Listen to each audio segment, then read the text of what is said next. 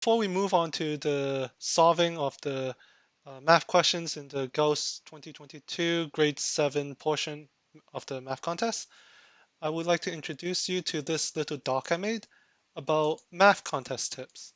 They include general tips and also areas of math to expect for a certain level. Currently, it's a work in progress and I only have areas for grade 7, but later I'll add some more. And the reason I want to introduce this talk is because it provides a good summary of the main takeaways from solving these, from the rest of the video of solving those questions. Uh, there's two things I want to introduce to you, and that's this general steps of solving a harder question, and also the areas that you'll be seeing in grade 7. So first, the general steps to solving a harder question. First step is don't panic. It's obvious, but don't forget it. It's very important. The next is jot down and organize the key information into a simple and readable format. This allows you to um, understand what information is provided easily. The next step, step 3, is what type slash nature of question is it? What is the crux of the question? Now, this is how to understand what is the question and what are the challenges involved in solving the question. And lastly, if you still can't solve it, ask yourself, what is preventing me from solving it? What techniques do I need to solve it? And this step is important because it lays out all the tools you have and tells you if you have the tools to solve the question. If you don't have the tools to solve the question, you can't solve the question. So uh, think of another approach or just move on and don't beat yourself up because you're just simply unable to. Uh, the next part I want to introduce is areas seen in grade 7. Grade 7 is very focused on arithmetic and number theory, and also counting and counting accurately, quickly, and not messing up. Yeah. So for arithmetic and number theory, I provided some terminology you might see, some quick mental math tricks. And then for counting, I provide some tips on how to count accurately. And yeah, the next area in grade 7 math is rates and ratios. This comprises of a wide range of different sub areas such as probability, uh, rates, speed. For example, if like you got a guy and he's traveling and you need to find the speed, or ratio, which is uh, very commonly seen when you have like a bag of balls and there's a ratio of colored balls inside and so on. And an area related to rates and ratios is probability. And then the final major part of grade 7 uh, math contest is geometry. So you got your terminology. Don't uh, don't get hung up on the terminology. Always look back at the picture because pictures are really nice. And here's some simple geometry rules. And you might see some reading simple graphs like bar charts, line charts, pie charts, scatter plots, and so on. But remember, the main part of this is arithmetic, number theory, and accurate counting. It might seem trivial, but accurate counting may cost you a lot of brain power, and it's really important. So yeah, so now with that done and said, let's move on to solving some math questions.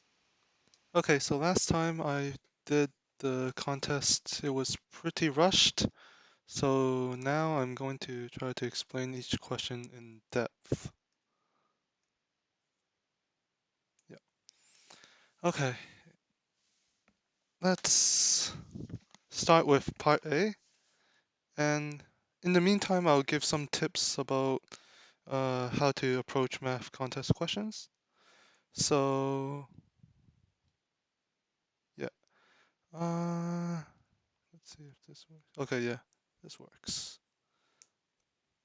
So let's start with the part A questions. Part A questions should be, you should be able to blitz through them pretty easily because you need to save brain power for part B and part C questions. So let's just, I'll just go through each question though. So part one, question one, which of the following number is closest to 10? Well, you could look at it as a number line. Here's 10, 1's around here, 5's around here, 8's around here, 13 is a bit more, and 19's over here. And then you can see 8's the closest because it's just separated by 2. The official math version of it is uh, uh, the distance between two numbers is just a minus b, and then you do this absolute value. So it will. So for example, if I was trying to get the distance to a, which is 1, I just do 10 minus 1, and then absolute value. This equals 9. And if I would do something greater than 10, say answer D, which is 13, 10 minus 13. This equals absolute value of negative 3, which is just 3. That's the distance. And so C is the closest because the distance is 2, which is the minimum. Oh, sorry.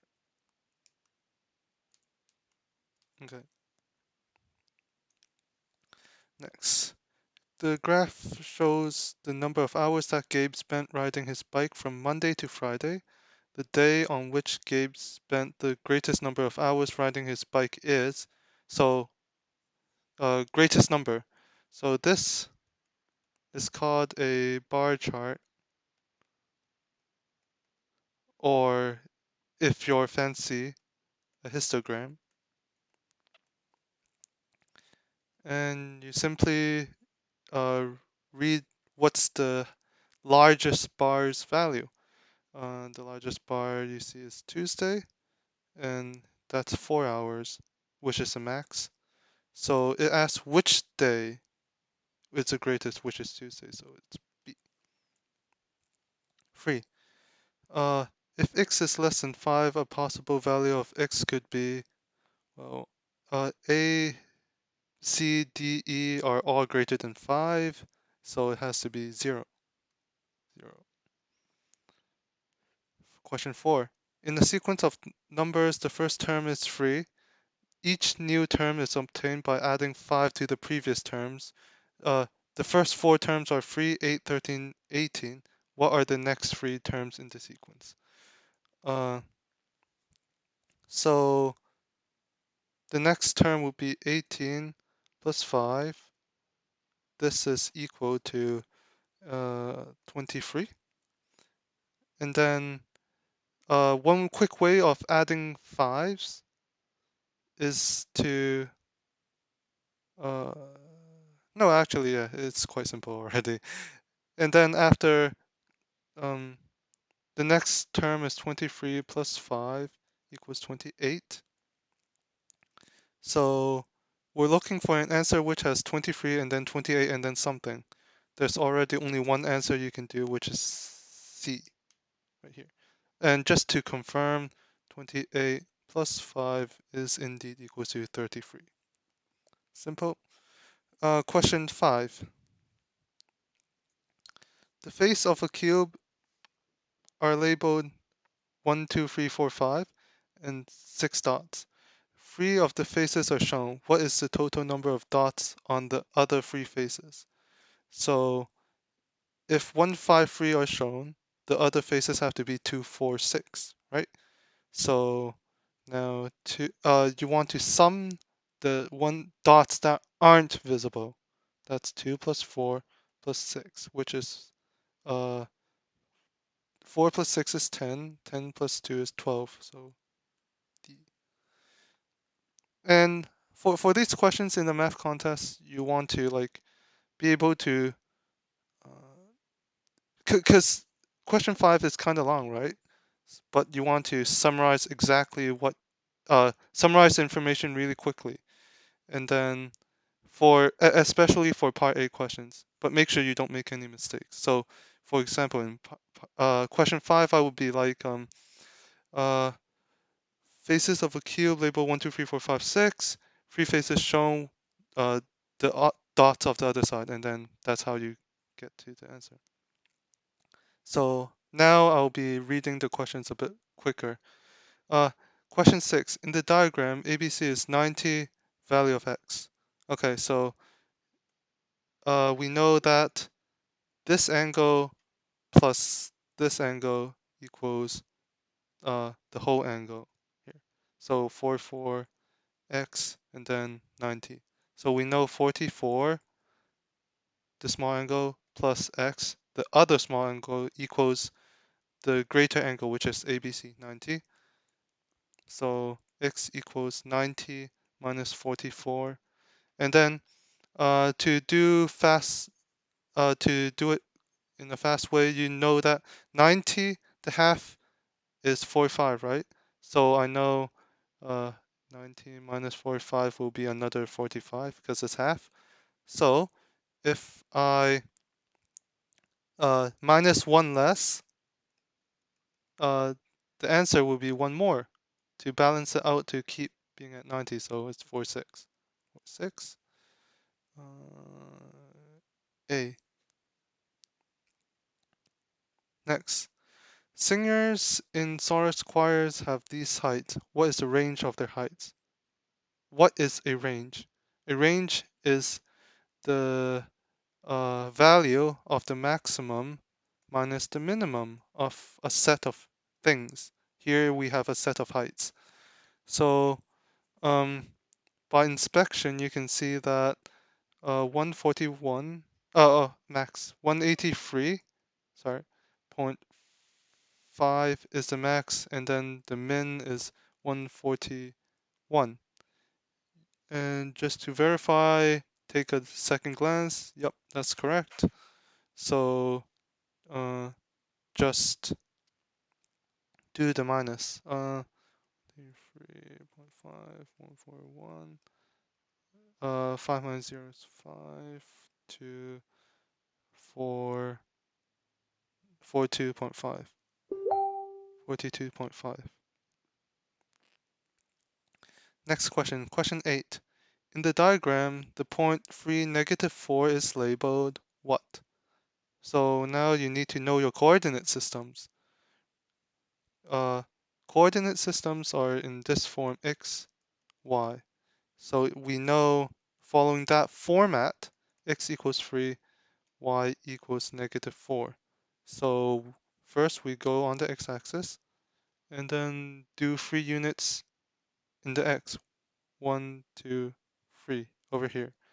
Now y is -4, so you go start from the middle, but downwards this time. 1, 2, 3, 4 around here. And then this points to t. That's e. 9. While using a skipping rope, Emily jumps 52 times in 60 seconds, jumping at the same rate. How many times does Emily jump in 75 seconds? So now the questions are starting to get slightly harder. So for slightly harder questions, remember you have to list down what you know. But also, uh, even before you list down, you have to recognize the type of question. Okay, so first you recognize the type of questions, then you list down what you know and what you don't, slash what you want.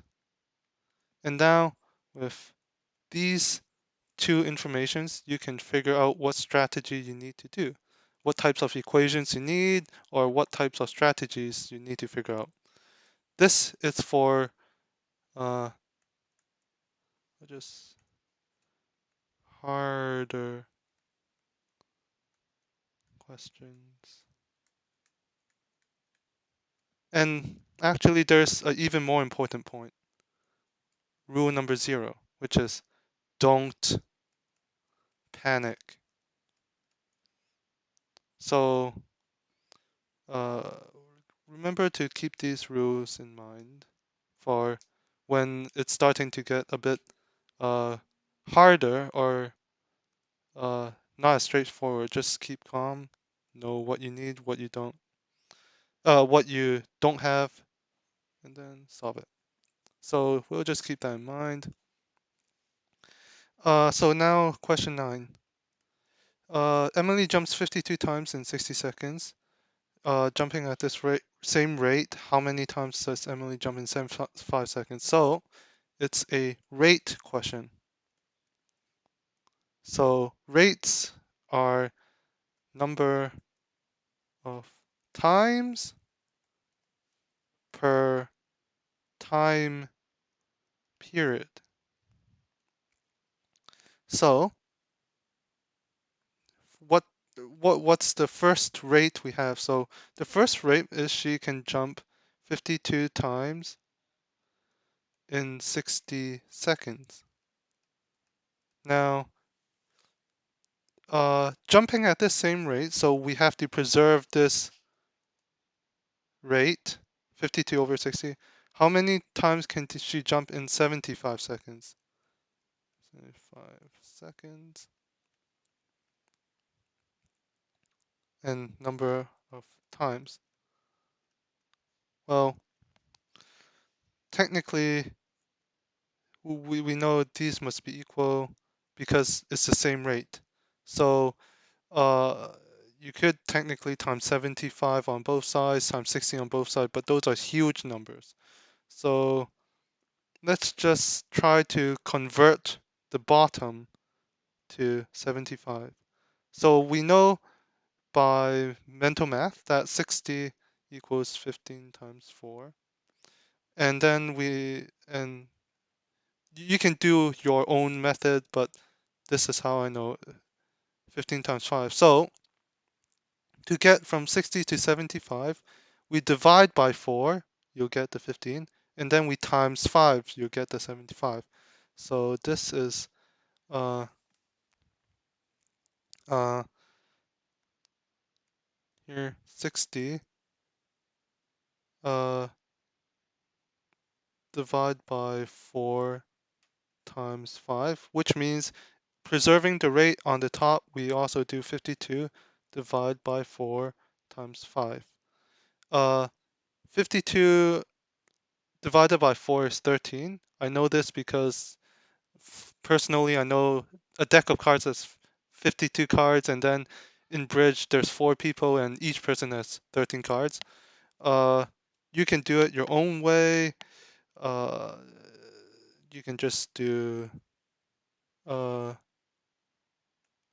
the slow way. You can just know the mental math. Sure, whatever. Uh, yeah. So, yeah, you do it. So this is equal to, we know the bottom is 75. So 13 times 5.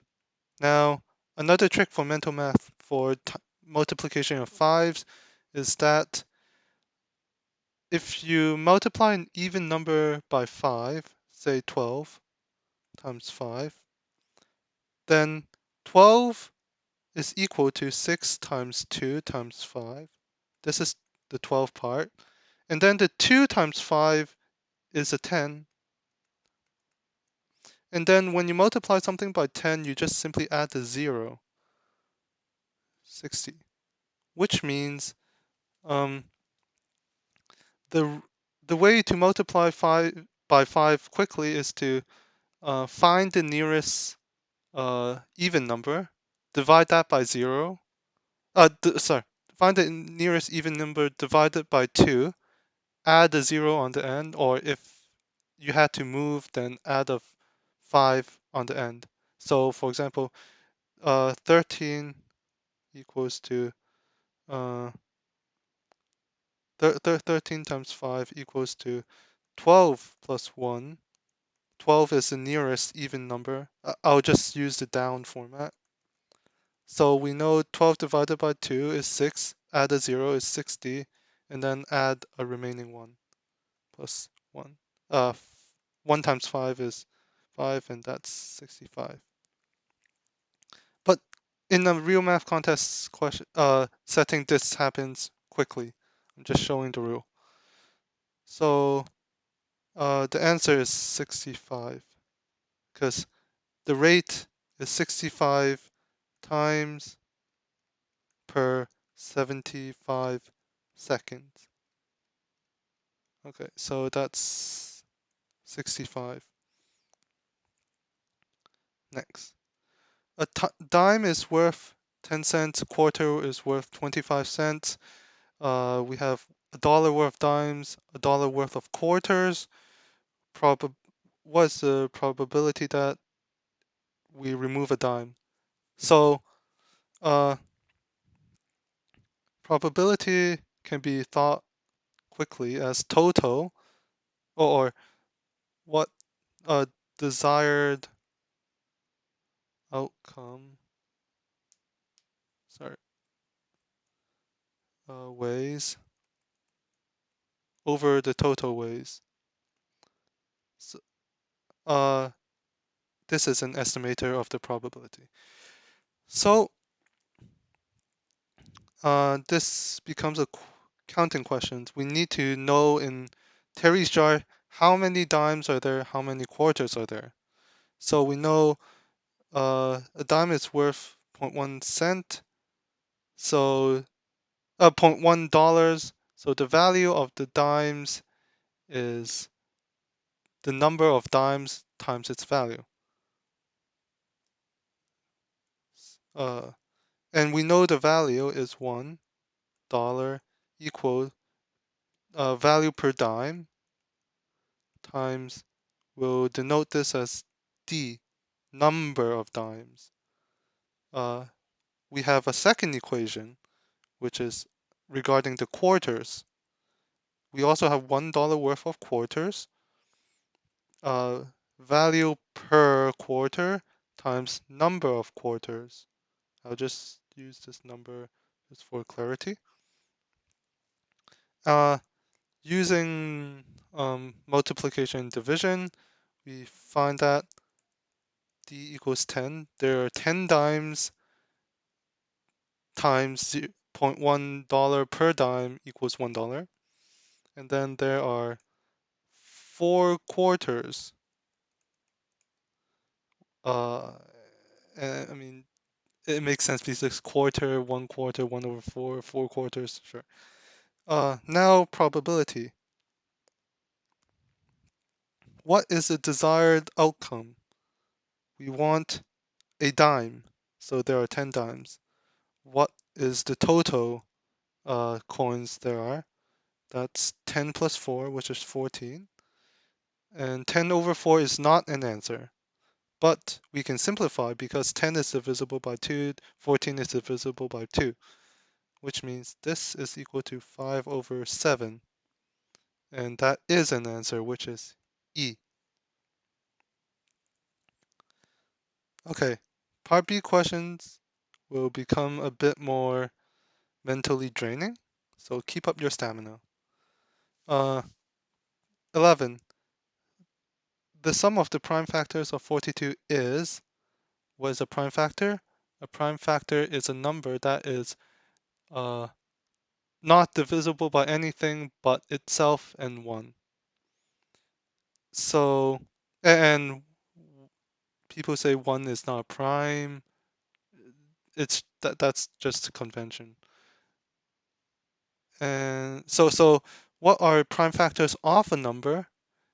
It's the list of primes that multiply to 42.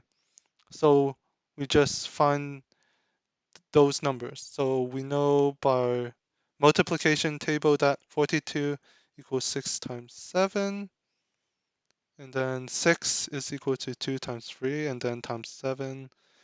So these are the prime factors. You add them all up, 2 plus 3 plus 7, because it asks for the sum. That's 5 plus 7, which is 12, which is C. Um, a slower method is 42, you see it's divisible by 2 because it ends with an even number. So 42 divided by 2 is 2 divided by 2 is 1, and 4 divided by 2 is 2. So you can quickly see it's 21. And then you need your multiplication table to know that 21 is divisible is 7 times 3, and you get the same values. Next is a geometry question, question 12. Um, PQR is an isosceles. For geometry questions, always look at diagrams if they're provided first. Don't rely on it exactly, but diagrams give you a fast way to understand the question. So, okay, I see the diagram. QRST looks like a rectangle. Is it a rectangle? Okay, yes, it is a rectangle. So, uh, just double check the information matches. PQ equals PR. That's these double line thingies. Uh, QPR is 70. Okay, that's right. PQR is QP. Sorry, exactly. QPR is 70. That's right. PQR is X. That's right. And then Y is this thing. Okay. So Y equals 90 because it's a rectangle, and rectangles, all angles are 90, 4 sides. Simple. X, what is X? Uh, by the rules of geometry in for isosceles triangles, when these two sides are equal, these two angles are also equal. Okay, so we know this is X, this is X, this is 70. What else do we know about rules of triangles? This is isosceles. We also know triangles,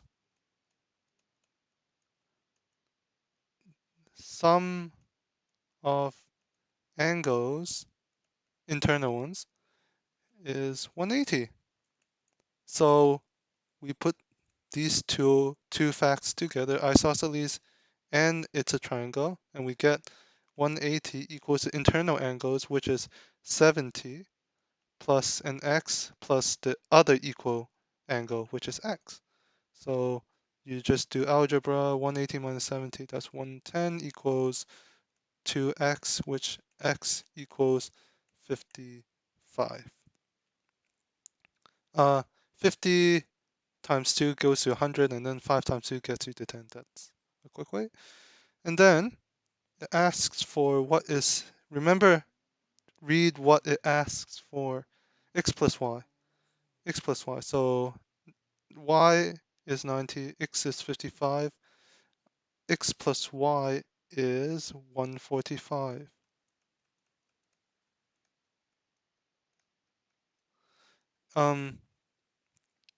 And then quick rule for adding nines, it's just adding a 1 in front of the number.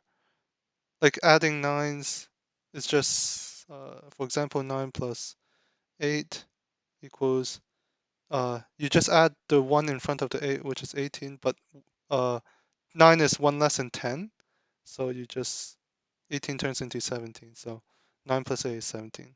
So 90 plus 50 is 150, but 1 less, 140, but then with the extra 5, that's 145. Yep.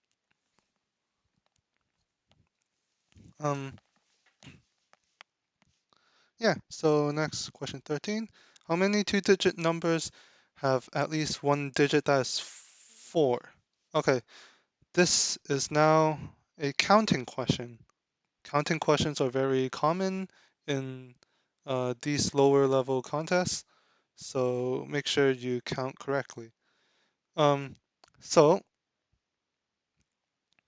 if the number starts with a 4, so it's of the form this, we're talking about the numbers in the range of 40 to 49, okay? How many digits are there between 0 and 9? Careful about the counting. If range is 1 to a number, let's just say 1 to x, then the number of elements from 1 to x is x exactly. If range is 0 to x, then the number of elements is x plus 1. Careful about one-off errors and remember this rule. So we're dealing with 40 to 9, so it's this one. So there are 9 plus 1 elements, which that's 10. So if it starts with a 4, there are 10 elements. If it's instead something 4, then what range are we dealing with for the starting digit? Well, it can't be 0, right? Because 0, 4 is just 4, and that's not a 2-digit number by convention. So, it's a range of 1 to 9. And using this first rule here, the number is exactly 9. So 19. No, actually not 19, because we overcounted 1, and that's 44. It appears here and here, so the 19 has to be 1 less.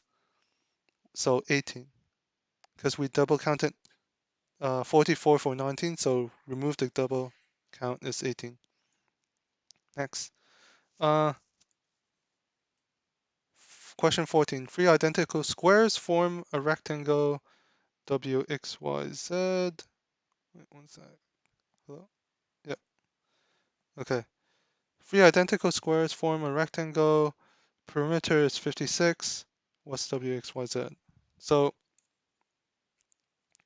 um,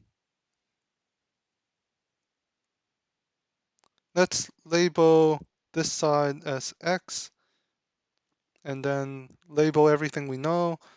We're only dealing with side lengths, so uh, we know it's a square, so this is X, this is X, this is X. So in total, we have a square that's X and 3X. So perimeter is 56, right? What is perimeter? It's all four sides added together. So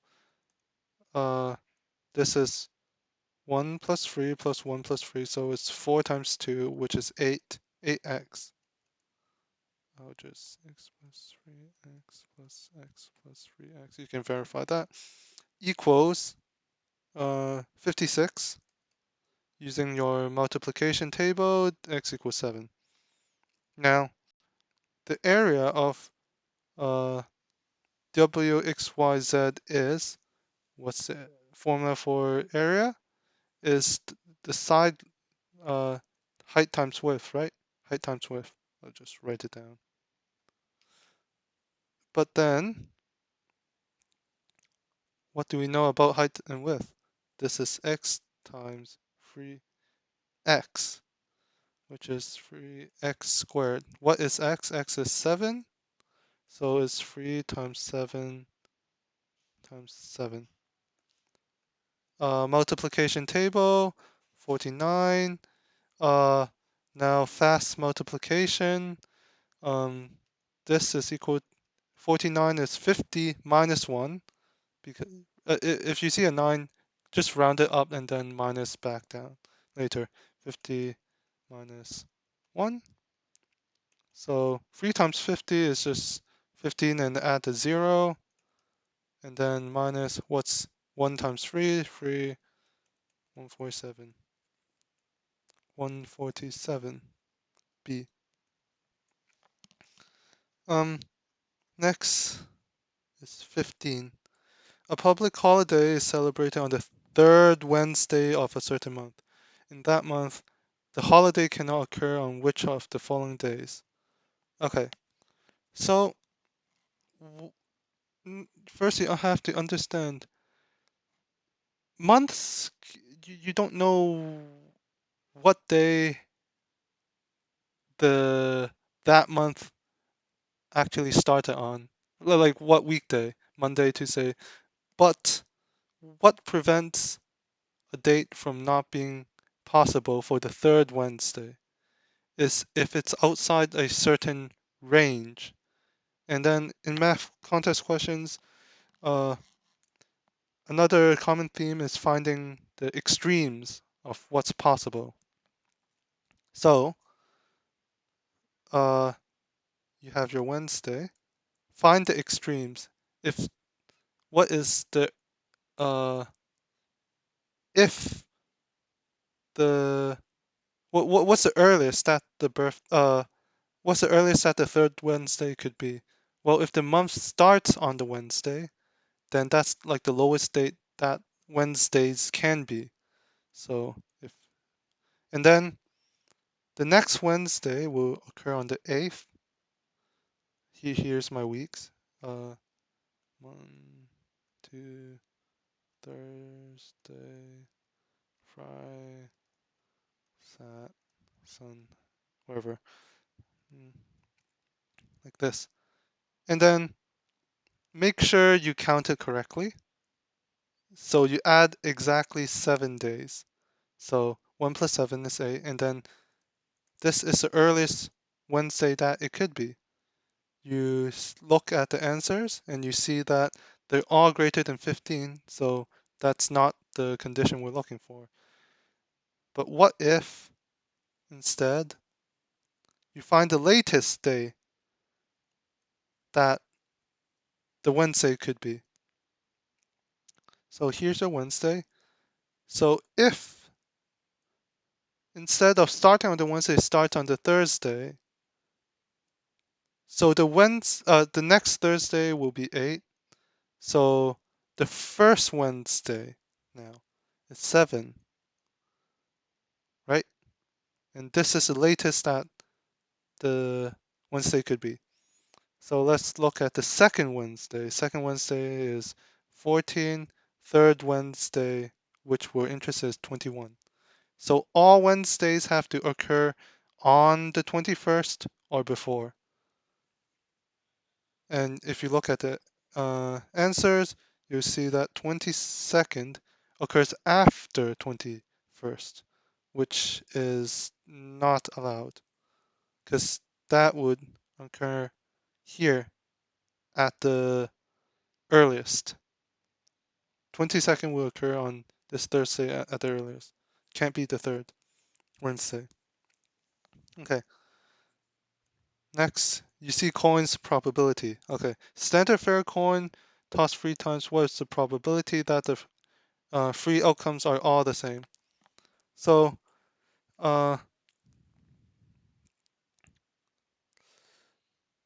there's when you're dealing with counting uh, mm, counting the total ways that 3 coins could be, it's about multiplication of each separate event.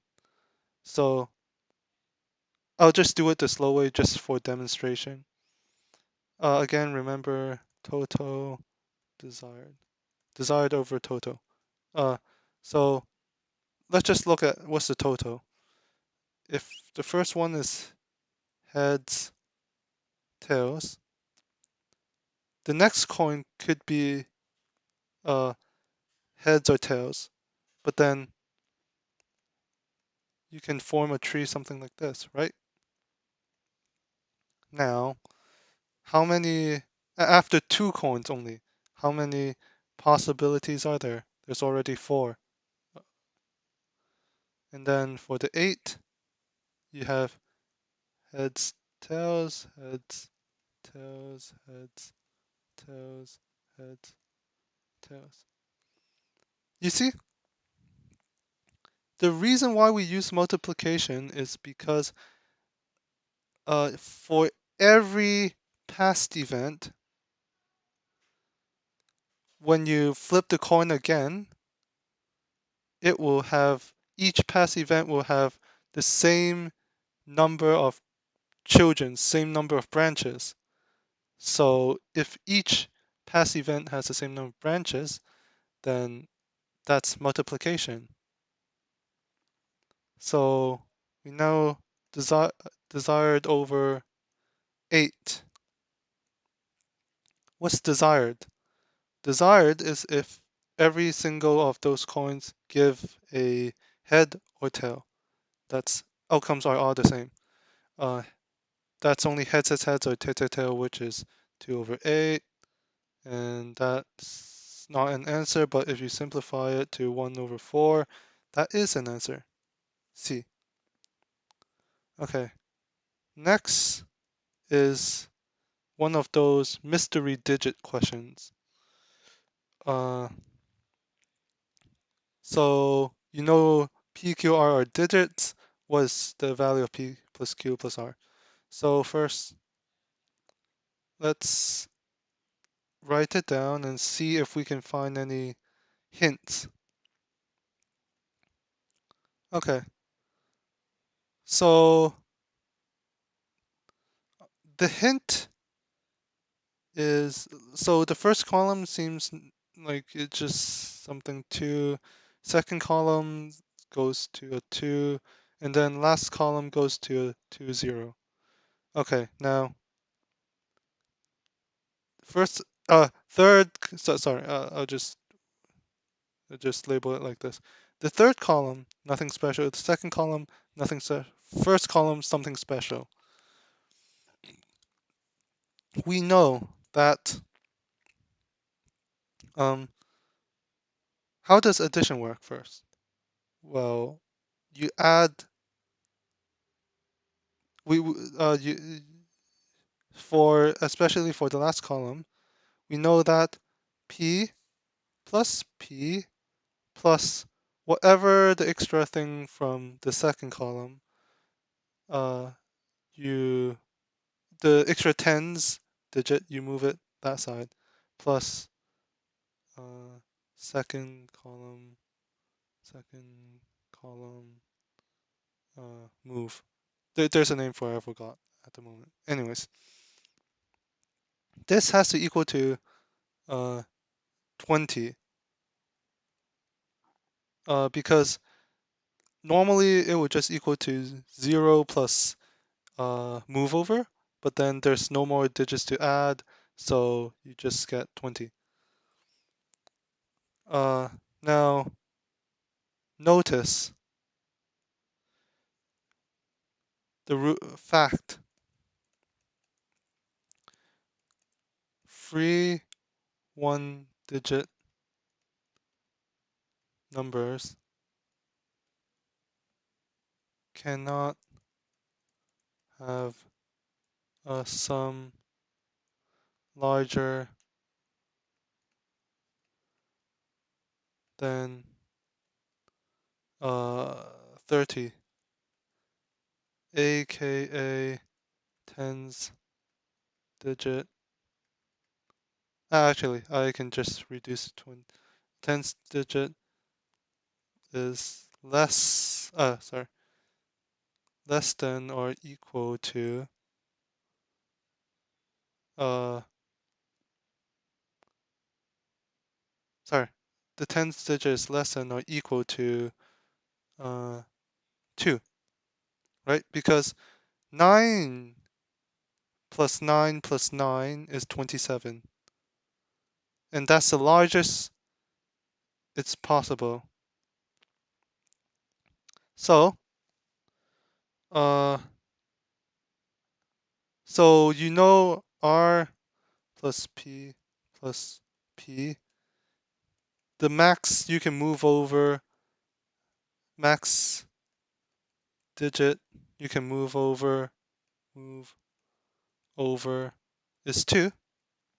And then if Q, P, and P were to equal to 9, then 20, then 9 times 3 is 27. And then plus the max move over you could have plus 2 equals 29. And this is still 2. So we know the max move over for the last column, or column 1 here, is plus max is 2. So we have this equation. This is the max. And notice, there's only one value for P that works here, and that's 9, right? Because 9 plus 9 plus 2 equals 20. And if the move over was anything less, then it's not possible to get 20 because 9 plus 9 is 18. You need 2 to reach the 20. So what does this tell us? Well, I kind of already said it. P has to be equal to 9. So with that knowledge, you simply solve it. 9, 9, 9, 9, 9, 9, Q, R. So 9 plus 9 is 18. And then you can't reach, you need a one's digit of 2. So 2 doesn't work, 12 doesn't work, 22 is your only option. So you move it over. And then 9 plus 9 is 18. So R has to be equal to 4 because 18 plus 4 is 22. Now, same situation. You have to reach 22 again. But this time you have a carryover of 2, which means Q is equal to 2 because 2 plus 2 is 4 and then plus 18 is 22. And then you have a carryover 20. So Q equals 2, R equals 4, P equals 9. So again, careful, read the question. What's the value of what's the value of what's the value of P plus Q plus R? And that's, wait, sorry.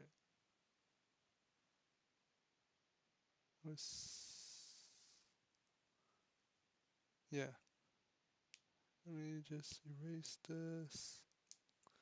What's the value of P plus Q plus R?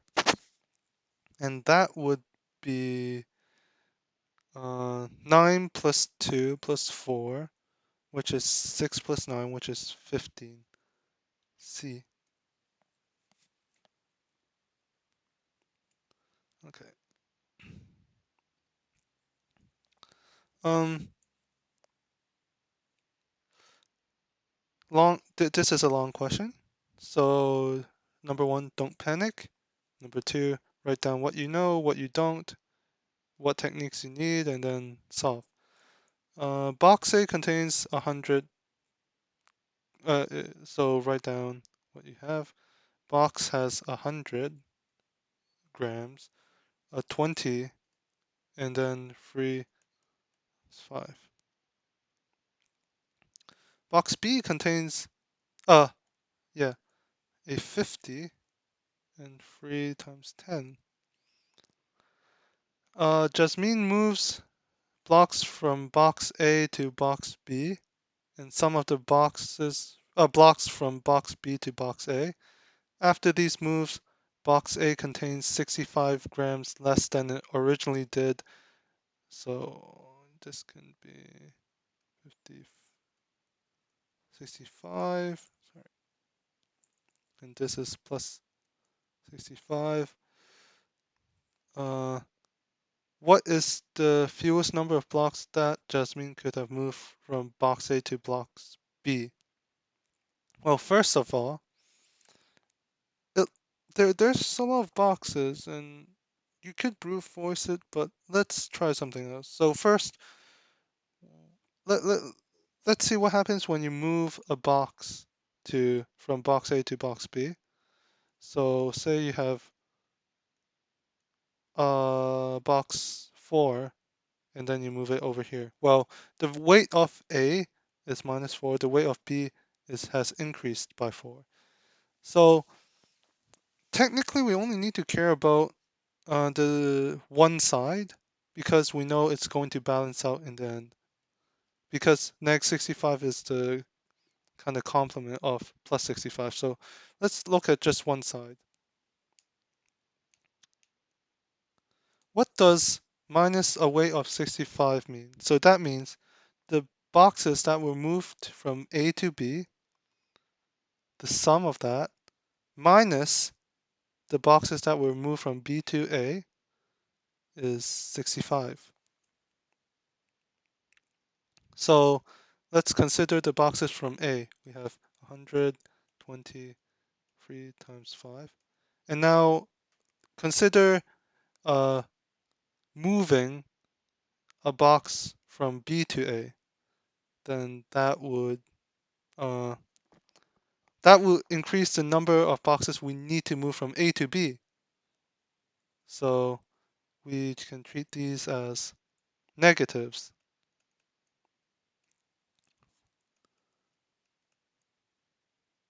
And then now we need a sum of these to equal to 65.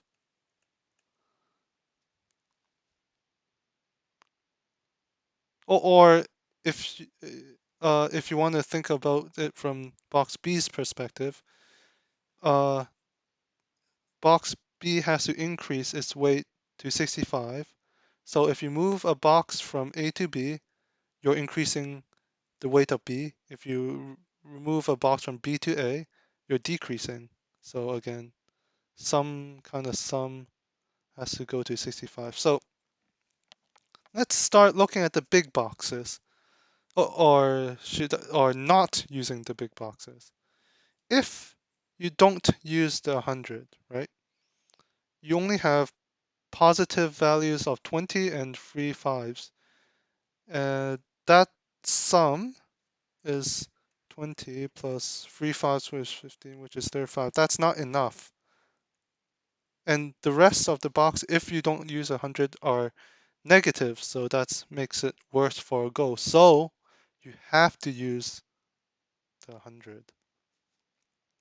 Now let's apply this same logic and cancel out not using big boxes. If you don't have a big box, let's say you don't use the -50, okay? So we have 100. Now we moved too much to box B, and we need to uh, this value has become -35. So if you don't move the -50, you only have the three -10s to use, right? But then 3 times -10 is -30. That's not negative enough. So you have to use the 50. So now once you use the 50, you're back into the positives. You're at 15, because -35 minus -50 is 15. Now you could just look at it a few different ways.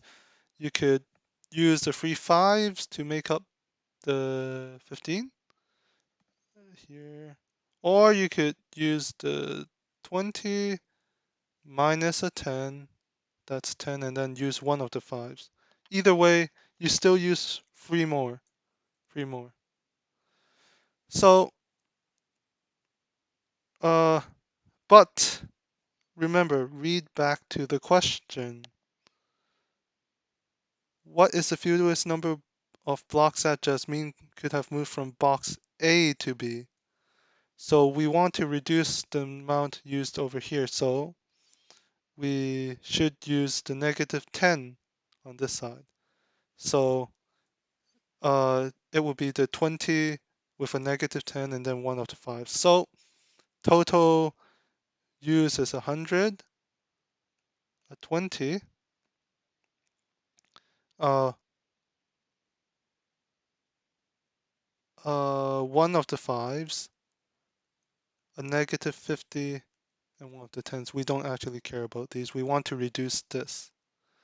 If we didn't use it this way, then we would have 5, 5, 5, and that's 1 extra. So we have reduced it to 3, and that is our answer. Right. Now, yeah. Uh, let's just make some space.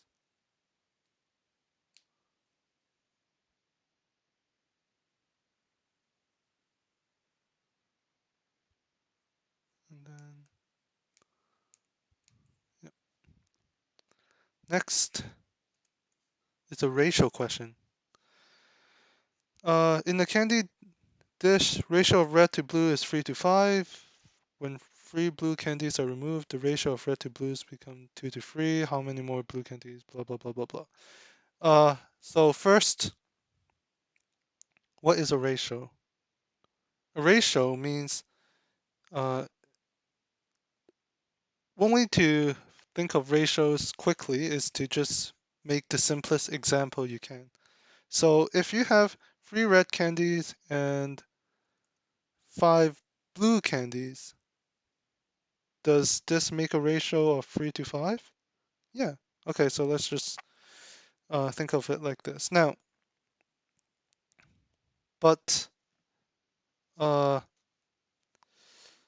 what is so notice that if the red candies were to be divided by 3 and the blue candies were to be divided by 5, and so in this ratio you see there's more blue candies, right? So if the blue candies are divided by a greater number, the red candies divided by a less number, exactly these 3 and 5, then it should be equal. This should hold. You can use your simple example. If you have 3 candies, 3 divided by 3 is 1. 5 blue candies divided by 5 is also 1.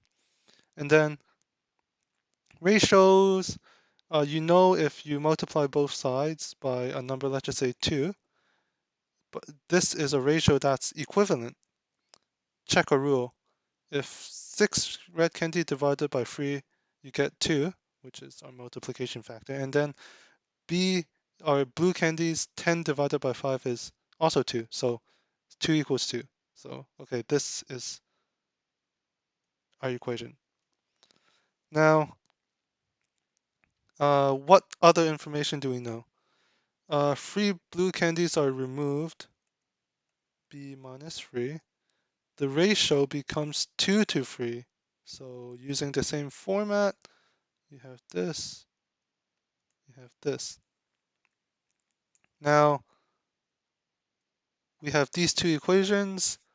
It's equation time. Just use some algebra. First, let's just treat what is red in terms of blue. So you use this equation. If you multiply both sides by 3, times 3, cancel out, then 3b over 5. Red is 3b over 5. Sub this with this equation, and then you get 3 over r over 2 equals a 3b over 5 minus 3 over 3. Let's see. Uh, Well, you see this numerator is free, that numerator is free. So you can get r over 2 equals b over 5 minus 1. Because uh, this is kind of like, I'll write it in maybe easier to understand notation. Like this, and then divide it by 3. And then you distribute the 3 among these two. And then if you do 3b over 5 and then divided by 3, sorry, 3b over 5 divided by 3, you get b over 5, and then minus 3 over 3, you get minus 1. So b over 5 minus 1. Uh, so now, next step is to clear out the denominator. So you see the 2, you see a 5. So let's multiply by 10 on both sides. This you get with 5r because the 2 is cancelled. The b you'll get 2b because the 5 is cancelled. And then this is times 10. Wait, what's that? Oh, my bad. This is r. That's r. This is r. This is r. Wait, did I make a mistake?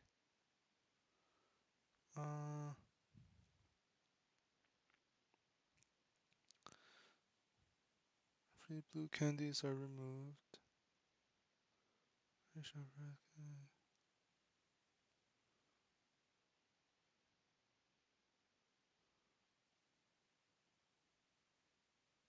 Okay, so I think these two equations are correct.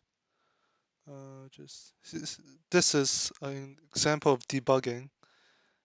These should be correct. I think this is correct.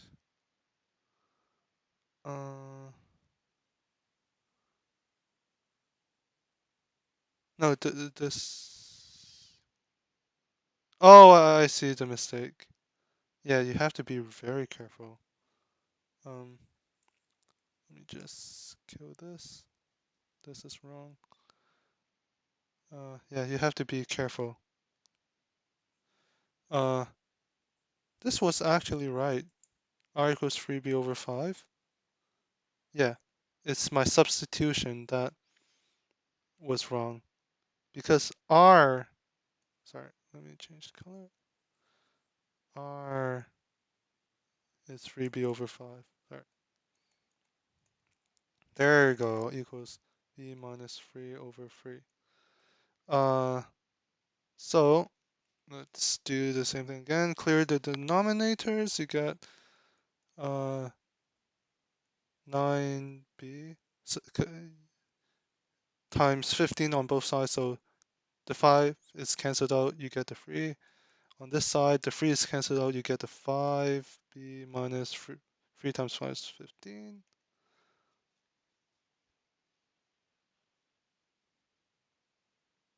Wait.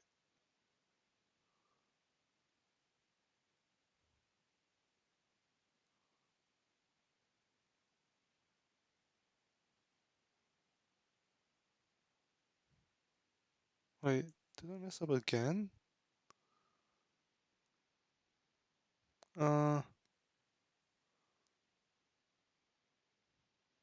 Yes, I did mess up again.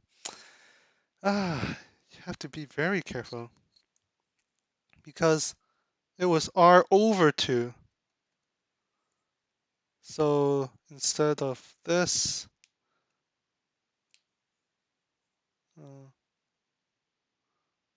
you're supposed to times 30 on both sides. So again, this side is still 9b, but instead you have 10s left over. 10 B, and then minus 30. Yeah, there you go, there you go, there you go. And then you want to be on the positive side, so B equals, so the 9 moves over this way, and then plus 30 on both sides go that way equals 30. And then finally, subbing back in this equation, you get uh, R over 3 equals 30 over 5. R equals times 3, which is equal to 18. So R equals 18, B equals 30. Now look at the question. How many more blue candies than red candies were in the dish before any candies were removed? It's just 30 minus 18. That's 12. One way to quickly do that is, uh, 8 plus 2 equals 10. And then 12 has a 10, 18 has a 10. So 10 plus 10 plus the 8 plus 2, 10, that's 30. Okay, now we got to question 20. Four friends standing in a row for a picture are in the following order. The friends then move so that Anu is not in first position, Brad is not in the second, Chi is not in third, Diego is not in fourth. How many ways can the friends do this? That is, how many ways can they rearrange themselves so that each person is not in the original position? So, long question. Let's find and let's just brute force it, find some simple example, and then we can start to understand the nature of the question. And remember, don't panic. Just list out what you know, what you don't. Okay, so you got four friends, right? So let's look at Anu. Anu can't be in the first position because that's her position. So she has to be over here. Now, uh, Brad, where can Brad go? Well, Brad can go anywhere because Anu took her spot. So you just put Brad here first, and then Chi can't be in the third spot, so it has to be last. So that's one possibility. Let's just list out some. If Brad, and remember, the first one was forced. So next, if Brad is over here, it's also forced because uh, Diego can't be in the last spot, so it has to be in the first. So that's only one. And then, how about if Brad is in the last spot? Same thing. Uh, uh, Chi is forced to be in the first spot. Diego has to be here. And that's all the places Brad can be. Now, how about if Anu was in the third spot? Well, it's exactly free again because uh, it's exactly similar. What? Imagine if you had Anu, Brad, Chi, but then the names of Brad and Chi were flipped. Now you have the equivalent situation where Anu has taken uh, a person's spot, and then that person has to move somewhere else. So that means if Anu was in the third spot, we'll also have three combinations. And then if Anu was in the last spot, replacing Diego, we'll have three combinations. So uh, A replace B, free. A replace C, free. A replace D, also free. 9. And that's B.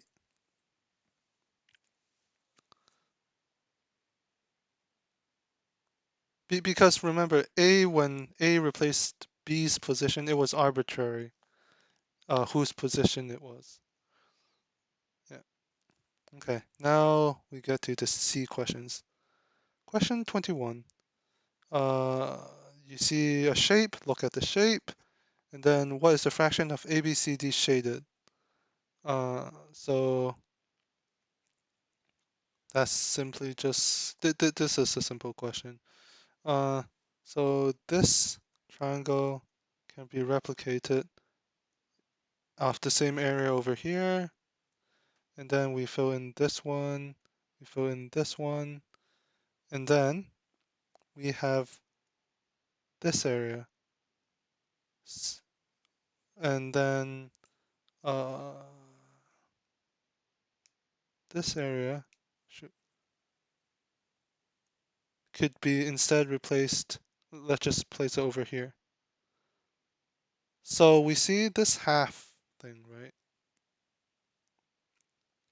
So the area equals half minus whatever this weird quarter of a quarter triangle is. Well, I kind of hinted at the size of that because a quarter, this is, let me just use another pen. A quarter is that. And then one of those weird triangle thingies is a quarter of a quarter. And what's a quarter of a quarter? 1/16. I'll just write it down.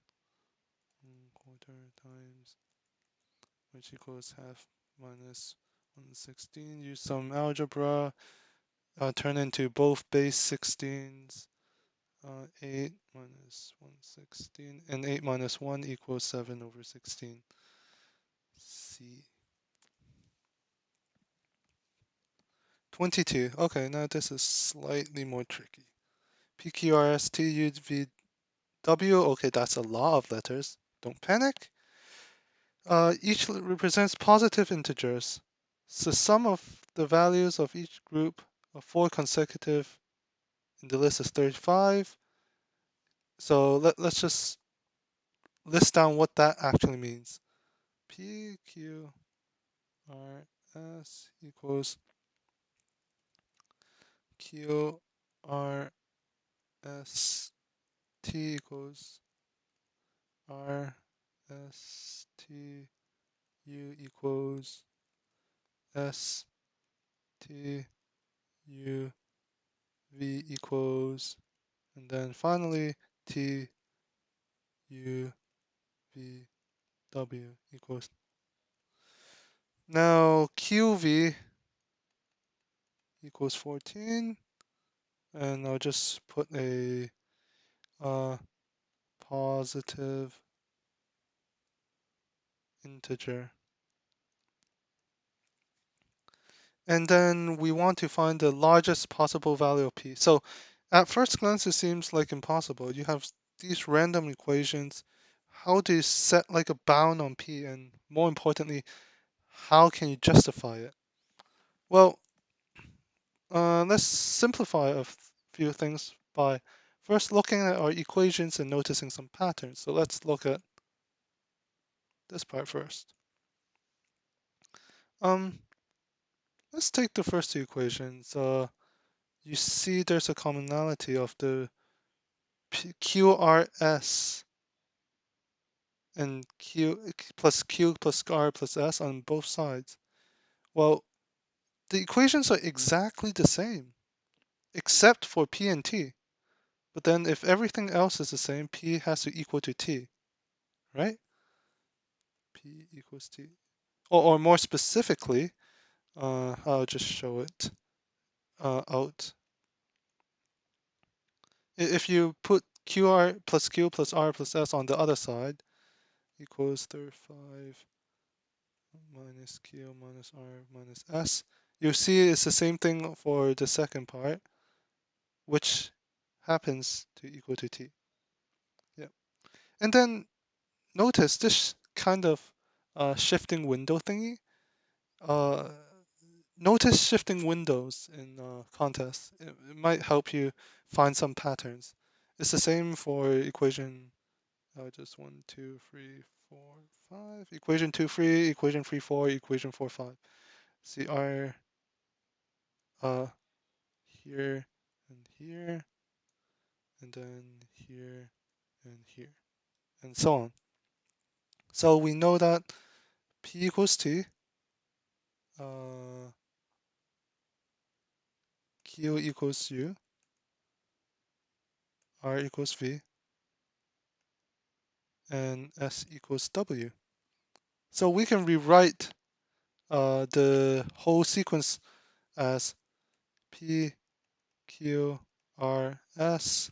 But then remember, when you shift the window, you remove the P, but you have to maintain the sum. So you have to add back the P, and then that just repeats.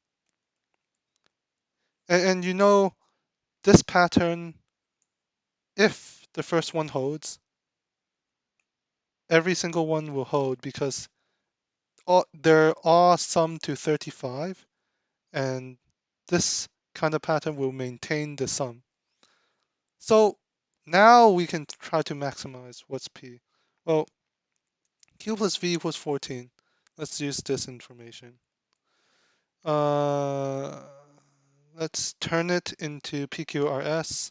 Q is fine, V we know is equal to R, so Q plus R equals 14. Take what we also know, P is Q plus R plus S equals 35. Just make a quick sub for over here. P plus S plus 14 equals 35. P plus S equals 21, right? Yeah. And now, finally, we can use this positive integer thing for our maximization. Oh, sorry.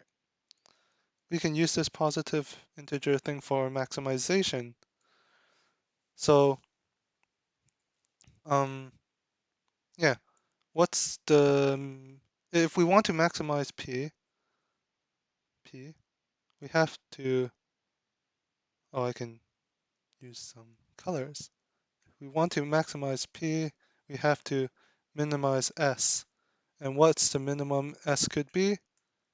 We know it's a positive integer. So minimum is 1, 1,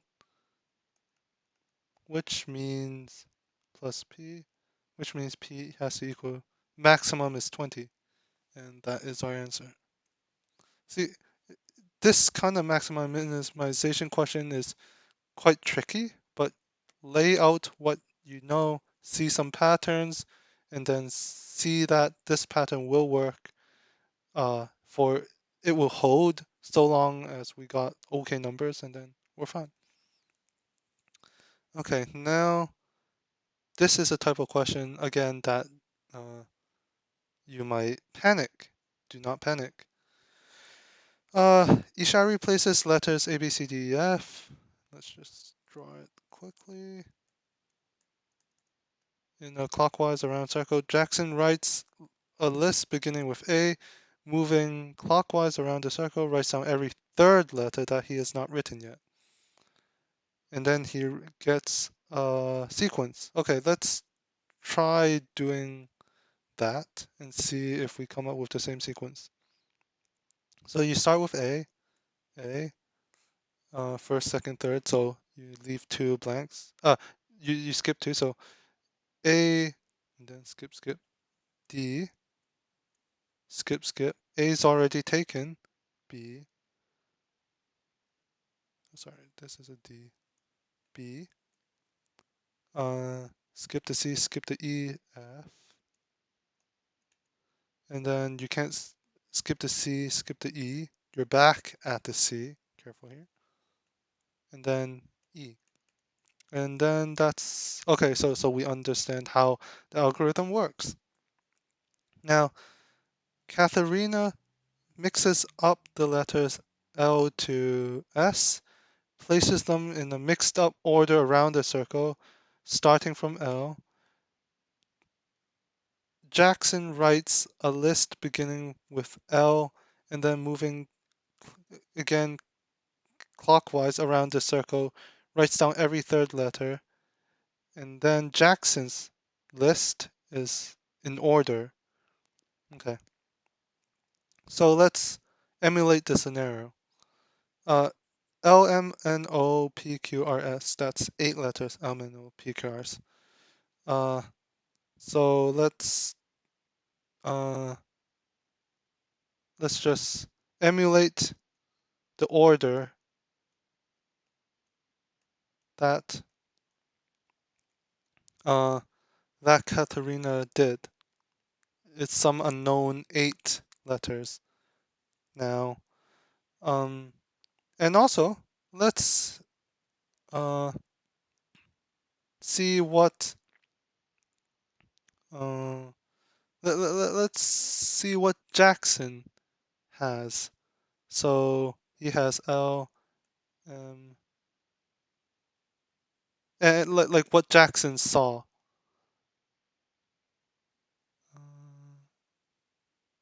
In terms of like letter fillings. Let's see. So uh, like let's keep track of what spots were written down. This is Jack's. So this is K's order, and this is Jackson's removed or written / removed. Okay, and then this is just a keeping track question. So first, we know that L is the first one, so Jackson removed that, and then dun M, so we know Jackson removed that. Then N, we know Jackson removed this, and then you can look at Jackson's written / removed to be careful. So we just removed N. We look at this letter, we skip the L, we look at over here. So this is we skipped it where N we look at one, we skip the L, we look at another, and then we're here. So this is LMNO. Oh, shoot. O, and then no 1 2 over here. P, no, skip that. So 1 2 Q, 1 2 R S. Oh, you get the point. S. So this is our order, like this. So that's L R O M S Q N P. That's C. Okay. Next, 24. Oh, another common theme among math questions is the palindrome. So it's something that you read forward and backwards to get the same thing. How many palindromes are greater than 10,000, less than 100,000, multiples of 18? Okay, so this is also a multiple question, like question regarding multiples. So you know if a number is divisible, like multiple of 2 and multiple of 9, then it has to be a multiple of 18, right? Because uh yeah, it has because 18 equals 2 times 9, right? So multiple of 2, what does that tell us? Multiple of 2 tells us that last digit even So we can start constructing our palindrome. 2, 3, 4, 5. So this is even. This is an even number. And then, second, this is a multiple rule that you also need to know. 9 sum of digits equal 9. So let's label this B, and then palindrome rule, since you read it backwards, this is also B. And let's label this C. Oh yeah, and it's 5 digits because it's 10,000 to 100,000. Okay, so let's consider E equals 2. We'll go through all the numbers, see if we see any patterns. It's a common, it's a very useful technique. So we're looking at the sum of digits. So we know that 2 plus 2 plus B plus B plus C, or aka 2E plus 2B plus C, this is the general form, is divisible by 9. Or using more fancier but useful math notation is mod 9 equals so like that thing, mod 9 equals 0. Um yeah. Now you kind of uh like know a little bit modular arithmetic. So let's look at the case where E equals 2. So 2B plus C equals, sorry, mod 9 equals, before it was 0, but then if you minus 4, then that's equals -5, because 0 minus 4 is -5. But in modular arithmetic, you can, if you add 9 to it, like since it was mod 9, if you add 9 to it, it's technically still the same. So let's just look at the smallest positive one. So it equals, add 9, that's just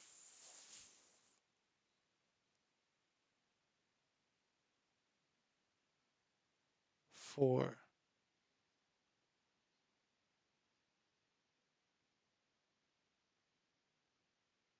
Give me a sec.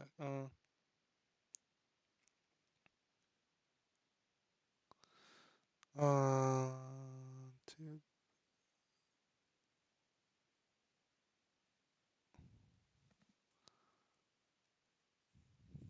this is not quite right. Um,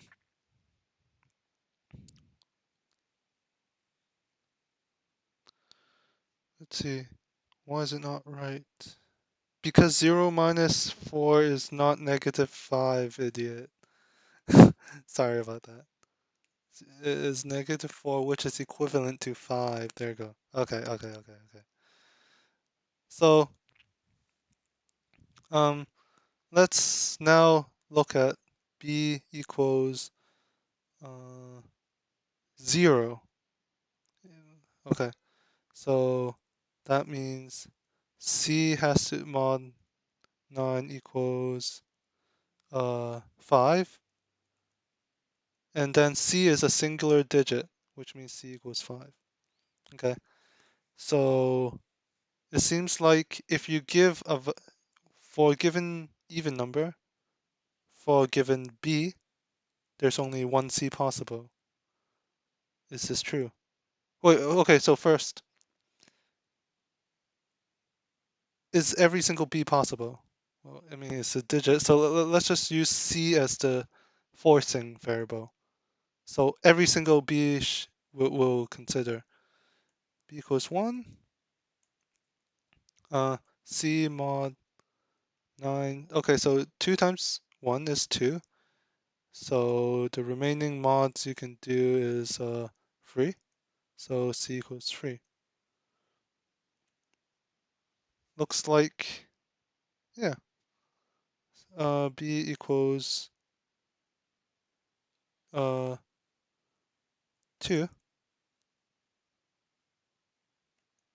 C mod 9 equals 9 5 minus 4, which is 1. C equals 1. And then b equals 3. C mod 9 equals, okay, now here's a bit of a weird thing because 5 minus 6 is negative. So let's just put that, but that is equivalent to uh 8.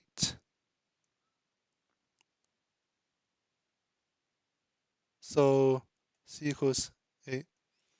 Okay, now we start to see a little bit of pattern here.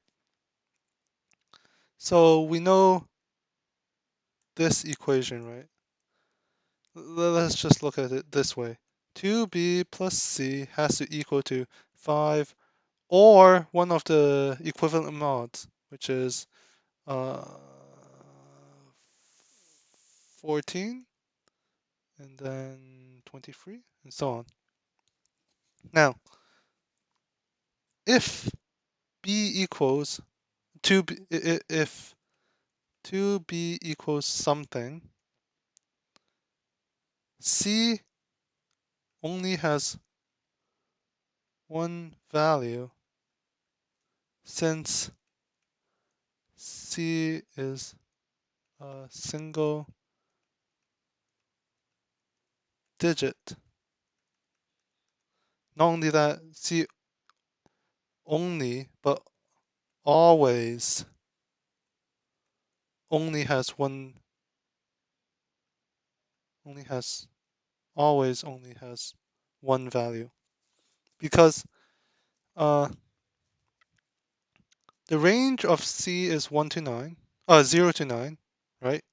But then since the distance between each of these values is 9, so we know it always has a value because the greatest distance between the range is 9. And we also only know it has only one value because it can't stretch two ranges. Unless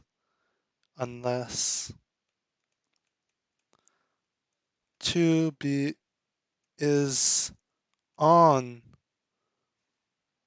one of the mods.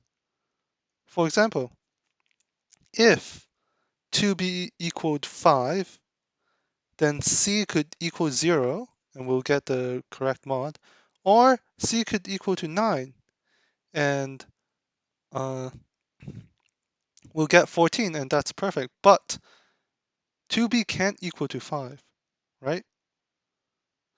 But 2b could equal to 14, and then that logic would work. Now, we have to verify that for every single even number, there is a 2b that can, how many that can equal to one of the required mods, and we also have to verify how many of these 2b's can be equal uh, to one of those mods. Well, uh, let's just double check. Uh, if e equals to 4, then the mod required is 9 minus 8, which is 1. So you can also get 9, and then, no, 10, sorry. And then 19. And remember, because we're dealing with nines, there's only like 2b can only reach 10. It can't reach 19. So we know how many even numbers are reachable in the mods. Yeah. So if you have e equals to 6, then 2b, 2e's is 12. So the required is mod 9 equals 6. So 6 plus 9 is 15, plus 9 is 24. Again, one number, one number, one number. And then just for verifying, 8, that's 16. And then uh, 16, that's 7. Yeah, that's mod 7. And then plus 9, that's... Oh yeah, that's 16. And then... What? What's that?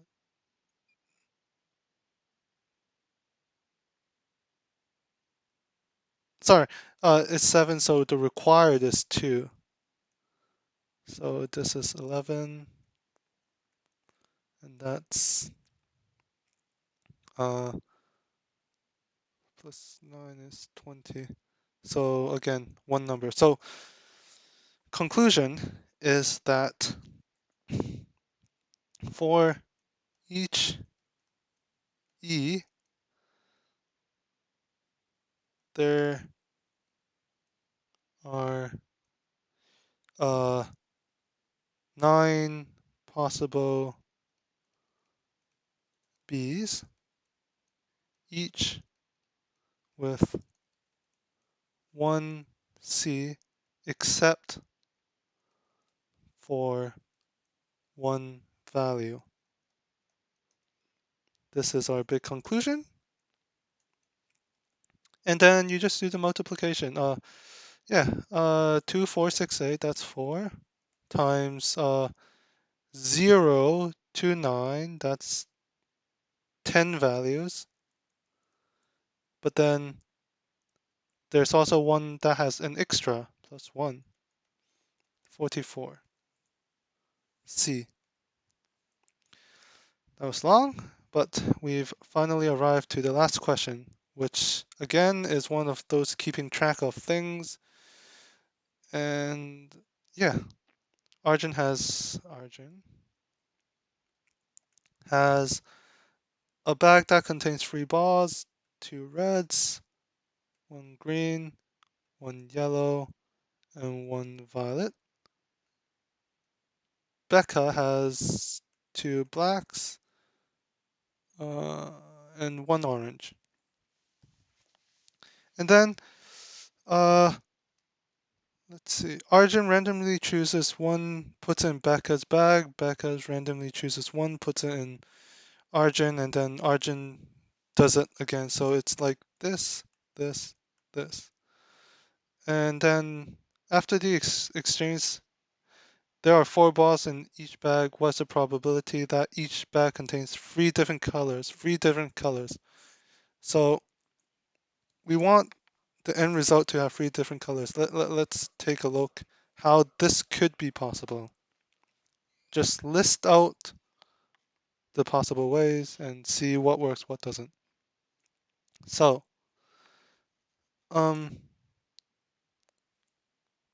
let's list out the ways. This is for moves a red ball, not a red ball. And why do I categorize it like this?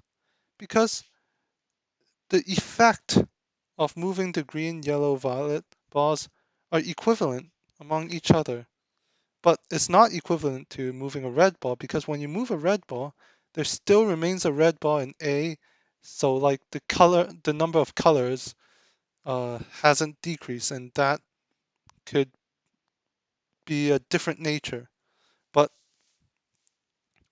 like you could swap the green yellow, you could change the color as long as they're unique, their nature, their behavior would be the same. So let's take a look at this case.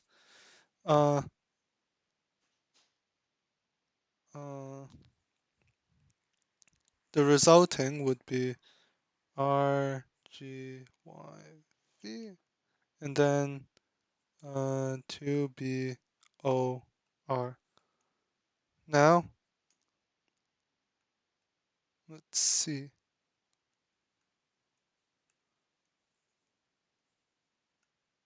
Uh, There you go. So you could move the red, you could move the blue, or you could move the orange. But notice, if you move the blue, right, then I'll just draw out just for its convenience sake. If you move the blue, so now you have something like this. There are 5 colors on uh, on Argent's side, and that's the crux of the problem. If you have 5 colors by this stage, you're done. Because you can only move one ball back to Becca, and then, but you'll be left with 4 colors, aka 5 colors, 1 step left. This is a no-go. So this isn't possible. Let's see. If you move the orange, you'll have the same problem. 5 colors on Argent's side, also no-go. So if you move the red first, you only have one possibility. You have to move the red back.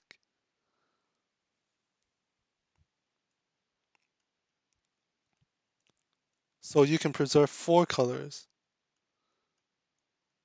And now, uh, now you have to reduce the amount of colors on Argent's side from 4 to 3. So you have to move one of the green, so not R, G, Y. Let's just move violet for the sake of moving violet. It doesn't really matter because they're equivalent. Remember, as long as it's not R, they behave equivalently. So we only have one possibility over here.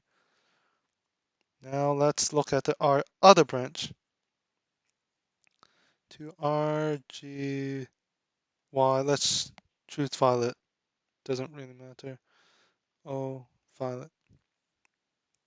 Now, moving from Becca to Argent, we can again split it into a few trees. Actually only 2, because got moving the blue, not blue, and again using the same logic, orange and violet, since they're unique, they have the same nature. So if you move the blue, you get to R, B, G, Y, B, O, V. If you move the not blue, you get, let's just move the violet again, G, Y, V, and 2, B, O.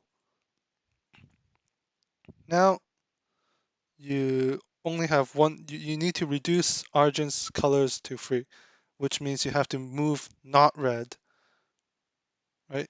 So not R, you get 2R,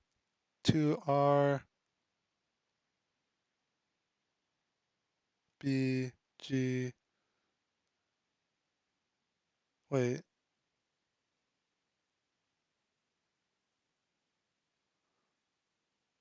right, no, see, this is not correct. B and R have different, no, B and G have different natures. They're not equivalent because B has a replica on the other side. You have to move the B so that you can not increase the amount of colors on Becca's side. Uh, I might have mixed up B with blue and black, but yeah. Whoops. Wait a sec.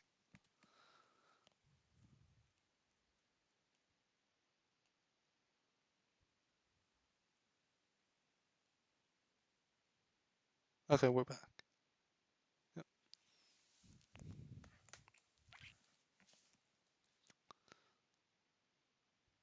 What the? Yeah. Okay. Uh, where were we? To R, G, Y, and then you get to B, O, V, and this is good. This is good. Now on the other side, you got two options this time. One is to move. No, no, you only have one option. Sorry. Because you have to reduce the amount of colors on Argent's side again. So uh, now you can move any of the non-reds. Not red. You get to R, G, Y, and then to B, O, V, and this is good. So okay, now we've listed everything that's possible. And how do I know? Because I went through every single one and saw what's equivalent, what's not, and then now all we have to do is calculate the probability. So what's the probability of moving R? It's you got two red balls over 5 possible balls by random. This is 3 over 5. And then what's the probability you move the red ball again? There's 4 balls on Becca's side and 1 red ball, so that's 1 over 4. And then probability of moving a red ball, you got 2 red balls and 5 balls. That's 2 over 5. So this would be,